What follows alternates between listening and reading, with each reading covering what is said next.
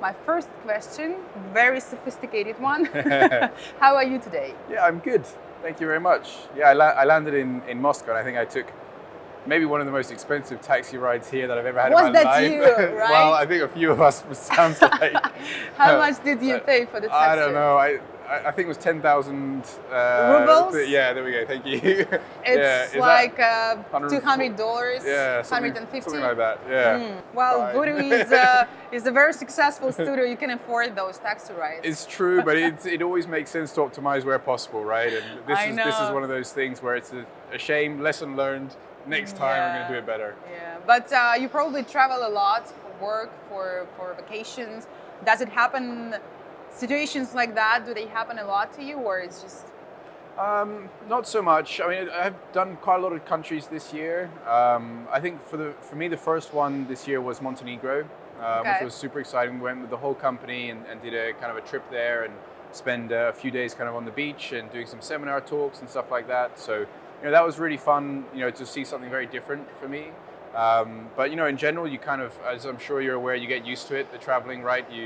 It's taxi, hotel, plane, and repeat. So you get used to it. Well, I think we should talk a little bit about hyper-casual games, because that's what our viewers would expect. But before that, let's talk about you a little bit. Let's start from the very, very beginning. How you got into games? Yeah, so for me, I've kind of always been a bit of a gamer as a kid. I remember playing the early Zelda games. We had a TV in a barn, that we were only allowed to go to in the evening, and I had to creep in there. It was all cold, and I'd sit there on my own playing Zelda. So I've fond memories of growing up with gaming. But it was only until my time at Apple, when I was working there for a little while, I was kind of working with a lot of developers. A lot of other, developers in different sections, so in news and publishing, stuff like that, but also in gaming. And I just really enjoyed working with the gamers as teams. I found them really fun, cool, really interested always to learn, always very humble. Not always, but mostly very humble. And I related to that a lot. I think it's really a great scene to work in. People tend to stay in the sector because of passion, right? And I like to do things that I'm passionate about, and so I can relate. So from Apple, it really transitioned into gaming. That was a very good start for a career, right? So I hope so, Apple yeah. was your first job in the industry. But when did you decide that you're gonna make a career in games? Like, was there like certain points? What did your parents say? Well, I was fortunate. My parents have always been supporting of whatever I do, so I feel very lucky with that. I've never really made a conscious decision. In many ways, I don't even know if I really relate to being in gaming. I'm in a sector that I really enjoy, and gaming is what it is, but it doesn't have to be gaming. So it's never been a conscious decision to make that direction. When Graham wanted to set up the London office, that was a natural kind of step for me to take from Apple. I think that happens to many people in the industry. Most people here, I think, start working in the game industry because that's something that what they like, right? And then it's impossible to leave the industry. I mean, who would, like all these people, if you are in the industry for a while, right? You see same people changing jobs, changing companies, but not changing the industry, because I mean, who in their right mind would do that? I mean, speaking about changing jobs, so when you were at Apple, was it your dream job? Because for many people, sounds like it is. Yeah, at the time it really was. I'd grown up watching kind of the keynotes from Steve Jobs, and lining up for phones and playing with the first iPhone, and that was part of that kind of revolution that really got behind the next step in technology. And so Apple was always one of those things where it's like, wow, they get it right all the time. With innovation, with quality, and also clearly they're passionate about their products. They like working on the best quality product that they can make, and that was something that I could relate to. So at the time it was really, it was an absolute dream job. I remember clearly waiting for a reply on all the interviews, and I think it was like 3 or 4 weeks where I didn't hear anything, and then suddenly it came out of the blue, like, wow, it's changed my day and the rest of my life as well. and still you left it, and so you were on the platform side, and then you decided to move to the studio side. So was first Gram Games, and then now it's Voodoo. So what's different working, on the game creator side versus the platform distribution side? Yeah, so I spent some time thinking about kind of the value chain within games. Where is value created, and then where are all the kind of financial bonuses added onto it. And I really recognize that creating the content, creating the games, that's the very start of the value chain. Mm-hmm. And I've always been interested in creativity, just as a form. And so it was something that I knew straight away, I want to get to really the core of what makes the industry a success, which is the product typically. Aren't you afraid, weren't you afraid, let's say, that only 20% of all the games out there are successful? That, the statistics, that 80% of the games do not earn anything. Then about 10% earn something, and then 10% are like top grossing games. So were you ever afraid to be on those 80%? Yeah, I mean, if we talk about hyper casual, I think it's an even smaller number that actually make it into the double-digit millions of revenue. So I'm definitely aware of the conversion rate. For us in the Berlin studio, also we've pumped out a whole load of games. Only a few of them have managed to hit the numbers and gone out. So it is a challenge, but I feel like it's a challenge that we have control over, as creators, as a studio, and having that sense of ownership and control is something that I can relate to a lot. At the end of the day, it's up to us to make it work, and I like that as a challenge. It's more fun than relying on somebody else to create the content or add to it. We were just earlier today, we were discussing controlling stuff, right? I told you that I like when I'm in control, because that's the position of power, when you can actually change something or do something or make something, right? So I can totally relate to what you're saying. But your position is general manager of the studio. What does it mean, and how creative this job is? Yeah, so I do consider it very creative, even though I tend to not get super involved in the actual day-to-day ideas of the games, because there are people that are much better at it than I am. The creativity that I see in the role is in around building this team, turning it into a team that works really well together, that respects each other, that trusts each other, that is able to then perform at the best of their abilities. And I find that quite a creative challenge, because there is no single answer there. There is no rule book, and especially with hyper casual being such a new space, like we're creating that. We are defining it as we go, and that's what I enjoy about it.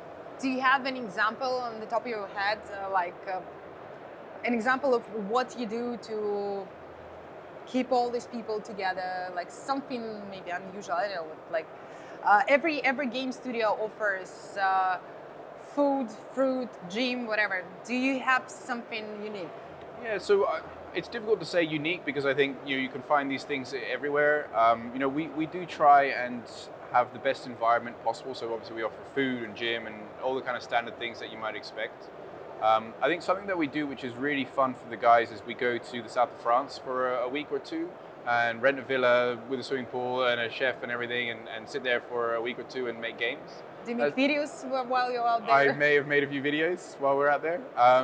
So I think that's something that really can bring people together. But all of that stuff feels a little bit ancillary. It adds, but it is not what defines the fun in the studio. For me, it's about letting people be heard and respecting each other's voice. I think that's what really drives a team. And we have a way to go with that, and we're working on it as a team. It's very easy to put free alcohol in a room and say have fun, but that works to an extent. But there's always a hangover the next day, right? It's more temporary. While you were talking, it got me thinking that how spoiled we are, because I was like, yeah, those standard things like gym, food, whatever, right? Do you have something more other than paying salary to people, right? Because we were just discussing how exciting this industry is, and it really is for people. We just got used to that it's a standard. But if we look at other industries, well, not many of them can offer so much to people who work there, Yeah. right? Salary is good enough already. It's true. It's very true. For us, salary, yeah, okay, Yeah. okay. What else, right? Yeah. Okay, so you are in Berlin now, but as far as I know, you moved there from London. You're British? Yeah, I'm British, half Dutch. I grew up in the UK, but Dutch is my first language. So, ironically, I had a choice to maybe set up a studio in Amsterdam, and I ended up Oh, it choosing happened? Berlin. Just because I'd been there and I recognized a very strong talent pool in Berlin. Which is really been great to work with. Yeah, Dutch is actually my first language. Wow. How different are the cities, I mean, London and Berlin, in terms of the game industry? Like you mentioned that feels like more talent, but like how open it is, how, like, well, what are your impressions? I think London has some really great larger studios, which offer really good environments within which to work. I think Berlin has a very diverse kind of range, with a lot of smaller studios, a lot of indies. They have, the universities where, people keep coming out, being passionate about gaming. So I felt quite a fresh kind of gaming spirit in Berlin. It's also just physically a much smaller city, and somehow I think that makes it more friendly to work in if you're a developer, an artist, a designer, and just to have a bit of a sense of community rather than in London where it can take a couple of hours to get from one side to the other. So having that community spirit, I think, is important for gaming in Berlin. How big is your Berlin studio? You're gonna celebrate 1 year anniversary soon, right? So how many employees do you have? So right now we're still pretty small. We're about 12, 13 people, waiting for some to come from with visas and stuff. But we expect to be maybe closing 30 by the end of next year. So we have two teams, one working on casual and then one on hyper casual. Sophie Vo, who's recently joined, she's kind of leading the charge on casual in the Berlin studio. So they'll be somewhat separated, but obviously still maintaining the Voodoo values. Only casual, no hardcore games? Not for the Berlin studio. I'm not sure that's really the strategy for Voodoo at the moment. We want to entertain the world as a company, and the hardcore games are typically a little bit more of a niche audience. So granted, you can make a lot of money from that sector. It's not something that Voodoo is currently looking into. Well, you can make a lot of money in any section. I mean. That's true. That's very true. Not just everybody can do it, but yeah, why not? How big is Voodoo now? Like, how many studios you guys have? Are pushing a couple of hundred people, and still growing very fast, which is exciting. The amount of studios, I'd have to count them, but there's two in France, there's one in Spain, Holland, we have London, and I believe we have another one opening up soon, which I don't know if I can announce yet, and then a few more as well. Turkey recently opened. You just announced one at your speech earlier today, the White Nights. Did I? Yes, Gosh, you mentioned that you're looking. Yeah, we're looking for somebody to start in Moscow, which is a really big market. There's some really great talent here, great developers. We want to be present. And obviously, we recently opened in Turkey as well. In a similar scenario, there's a lot of really good studios out there.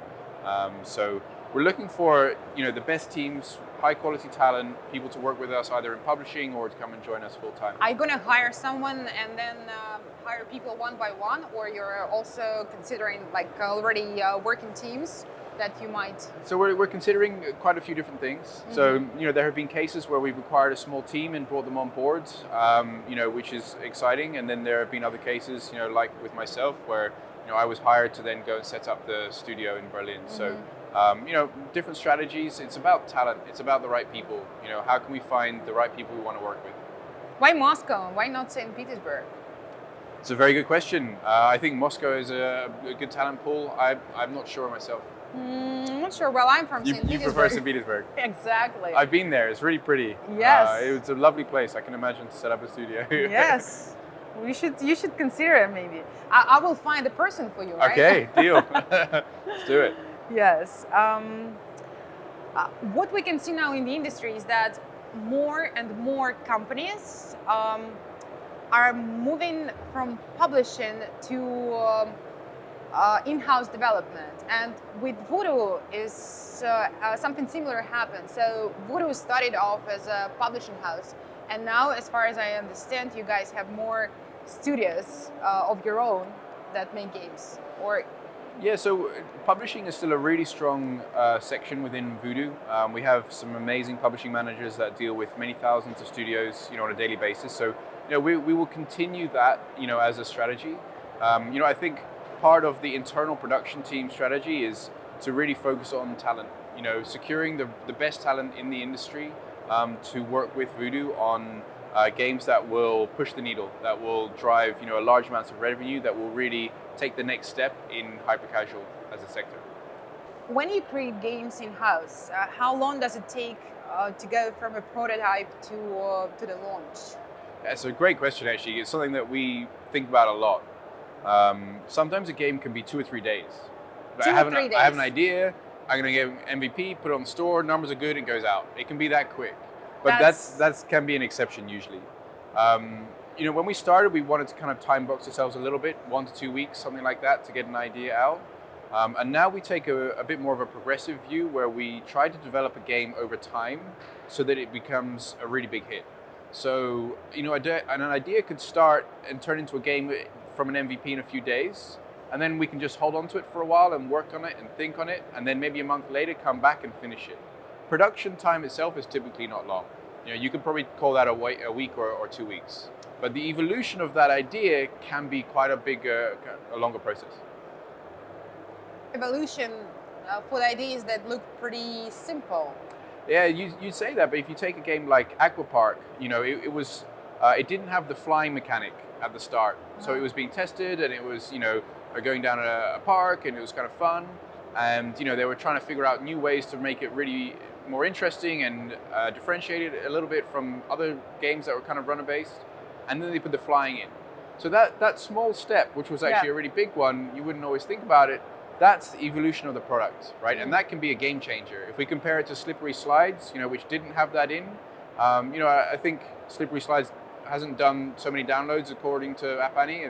I think the App Annie figures for Aqua Park are, double-digit millions, or quite a lot.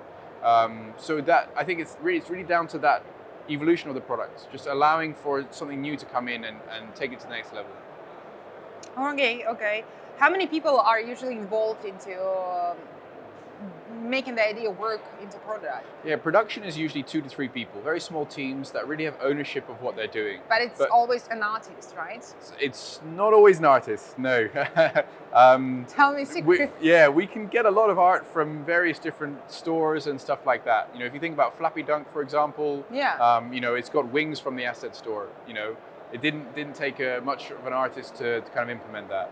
Now, the bar in hyper-casual is rising, so it's definitely the case where an artist can add a lot of value to the games, but we don't rely on art to define the success of the game. A developer on his own can find sometimes everything he needs from the asset store to make a good gameplay. So we've got really great artists on site within the Berlin team, but we look at them also as being part of the ideation. Supplying ideas, supplying feedback, having their own input into the actual game idea, rather than just, making 3D objects. You mentioned that the quality bar is rising, right? Why do you think it's happening? Is it because there are more studios that make hyper-casual games? I think, as with any market that starts to mature a little, users keep wanting something new. And it's very easy to look at competitors and copy them, clone them, improve them slightly.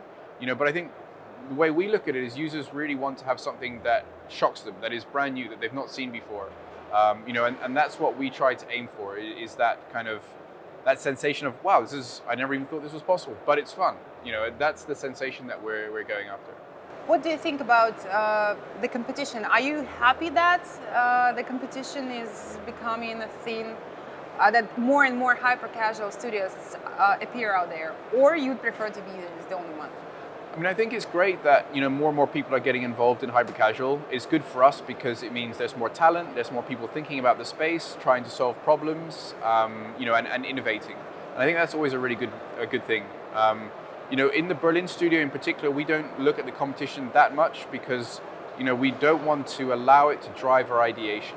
we want to learn from them, and I think they offer a lot of lessons that we may not always have seen. There are some games that pushed a certain idea a little bit further than we thought was possible, and we can learn from that, which is always really great. But in terms of what we're trying to do is understand the market and then try and push it to the next level.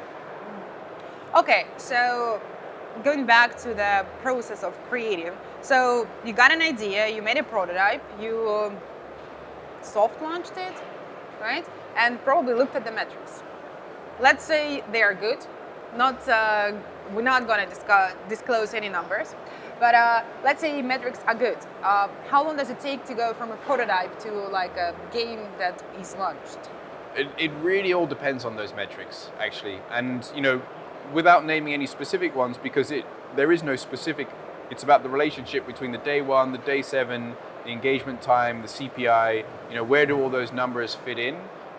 We launch games that have a lower day 1 than is normal for our typical publishing process, and they can still be big hits. But we also look for games that have a really high day 1. There is no answer to how long it takes to get it from start to finish. If it's an immediate success, we will launch it right away. There's no point in waiting. But we do typically like to take our time to really perfect the gameplay. Not the polish on the game so much, not the art, but really the gameplay part of it. See if we can make it the best we can. You mentioned that art is not in your focus, yet I played like 15 different games from Voodoo, and I noticed that they have some similar style, I would say, even though they're made by different studios. How do you manage to do that? There is certainly no art book. I think a lot of other companies have a very specific art book and a certain palette color palette that they use. If there is a trend, I think it's a organic one. It's not something that we've planned. We really look for the gameplay. We try to find a gameplay that is mass market, that will be fun for a lot of people, and if that is possible to find with a certain type of art theme, then we'll use that. If not, then we will choose whatever we can that makes it work. Well, definitely it works. Thank you. For sure. You mentioned many times that you have creative employees and you want them to be creative. So it means that every employee can offer a game idea. How can they make it? Is it just, hey Alex, good morning, I have this new idea, and say, yeah, let's do it. Let's start now. Let's yeah. do it. Yeah, I have a couple ideas, by the way. It's literally like that. We have no presentation, no like.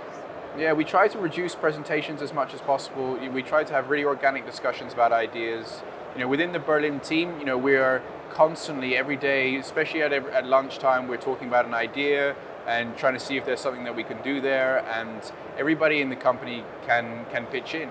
If we talk on the wider Voodoo, in terms of the UA and marketing, and we're constantly looking for feedback and ideas from all the different teams within Voodoo, because we don't always have the best ideas ourselves. Sometimes it can come from somebody else. We tend to fall in love with what we make just by nature of being human, I guess. And sometimes we need to step out of that and we look for feedback from the teams. Who decides if it's if the idea is good enough? The team making the game. So it'll be 2 or 3 people. They need to decide if it's good enough. But we will talk about it to help everybody understand why we're doing it, where's the direction, what are we proving, where is the fun, how can we make it the best possible experience of fun that we can in a short amount of time. It's not just an idea, it's actually, you just mentioned like how many things you should think about. Those are discussion points that we just naturally just talk about an idea. We have it in the back of our head. We do have a list of what we expect a hyper-casual game to look like, but it's always outdated and it's always old, so we sometimes go back to it, but really we need to get a feeling, a sensitivity towards, is a game fun? And that's what we perfect by discussing it as a team. Is it becoming harder and harder all the time to come up with new ideas? I don't know. I do get asked that quite often, actually, and I think with any industry that starts maturing, it's very easy to say it's getting harder because there are more people, but the challenge is still the same. At the beginning there weren't as many people that were in the sector, and so for them you could say it was easy, but it still wasn't easy. to come up with something that nobody had thought before was even possible, ad-funded game model, IO game, without maybe as many real players as it could have, stuff like that. That was all brand new. So it's just a different challenge. It's a challenge to make a game that's fun. Okay. Do you make bets in the office about whose idea is going to strike? I mean, I would. Would you? Yeah. Yes, absolutely. Sounds like a good idea. Yeah. So, yes, indeed. We do have a very fun betting system where... You have a system? Yeah, you need to record this stuff, right? If it's a bet, exactly. we need to... I'm going to tell you a story. Or disprove it. But yeah, it's important for us to really train ourselves to recognize, even before a game goes out, what we expect the CPI, the day one, to be. And the reason for that is a big part of what we do is saying no to ideas. We have maybe 1 million ideas for games, we can only make X amount of those, and we need to hit a conversion rate that we're happy with. If we have to make 600 games to one hit game, that's not going to do all that well for us as a team. So by training ourselves to get better at recognizing CPI before even implementing, I think we all learn. Have you won bets? I have won, I think, 5 or so, out of the last ones. So not as many as a few other people, but I would say I've got a decent eye. We have a prize every few that we win that we give to each other. And you have to be very honest, right? It demands honesty when you place a number on a product, and I think that honesty is important. If we don't believe in a product, then and we say it's $1.50 CPI, we should say. If we really don't believe it, then we should say. So it's that honesty I think is great for the team. How many games per month do you guys prototype? So, we've got around 4 or 5 teams in the studio. We're making a game maybe every week or 2 weeks. So, I don't know, maybe 10, 20 games a month, something like that. It's only Berlin studio, right? Yes, that's the Berlin studio. Yeah. So, altogether like 100 maybe? It's ranging. The teams are scaling, so it's difficult to put a single number on it. Barcelona has a large team now, and Amsterdam also has, a very quickly growing team. Paris also. So it's scaling. It's increasing. Okay. Well, hyper-casual games is now a big trend, and a lot of companies are interested in making hyper-casual games. Would you recommend other companies to try hyper-casual? Yes, I would. I think it's a very exciting space to be in because it allows for ownership of products, for creativity, and pushing the bar. I think it's quite a low barrier to entry for a lot of people. You don't need much more than 1 or 2 people, Unity license, and some good ideas. And I find it exciting to work in a space where the idea is what wins, not necessarily the best monetization or the best subscription hooks, or it's really about finding a really cool idea. That's what will win. That excites me. So I would definitely recommend it for anybody that's passionate about gaming and about creating entertainment. Okay. Or it can work for you, right? Yeah. You have pretty many jobs open at your studio. Yes, indeed. I mean, we are hiring a lot around the world, in Berlin in particular, for a game designer. We're looking for somebody to come join the team, but also around Amsterdam or Barcelona or Paris. We're looking for constantly the best talent. Okay. All right. Thank you for your time. The last question before we go. Can you tell us what's going to happen with the game industry in 10 years? I can't. I wish I could. I can predict a little bit. Yes, please. I can certainly predict. I think hyper-casual games will, as a market, will mature a little over time, but we will still continue to see big hits. At the end of the day, it takes a space in a person's life, which is, I have very little time, I'm waiting for a bus, and I need to do something to entertain myself, and the social network is no longer working for me, I'm bored of it, so I want to play something, or I want to achieve something, or I want to feel good about a goal. And so I think that will always be there in the market. So I don't foresee any major disruptions there beyond the hyper-casual games moving to, say, VR or some other platform. Mm-hmm. But definitely for the next 5 years, I expect it to continue at a very healthy rate. Okay, thank you. Hyper-casual VR. Hyper-casual VR, yeah. Yeah, put it on for 1 second. Exactly. Nod your head and you're done. That's the end of the game. Yeah. All right, thank you very much. Thank you. We were talking with Willink, General Manager of Berlin Studio at Voodoo.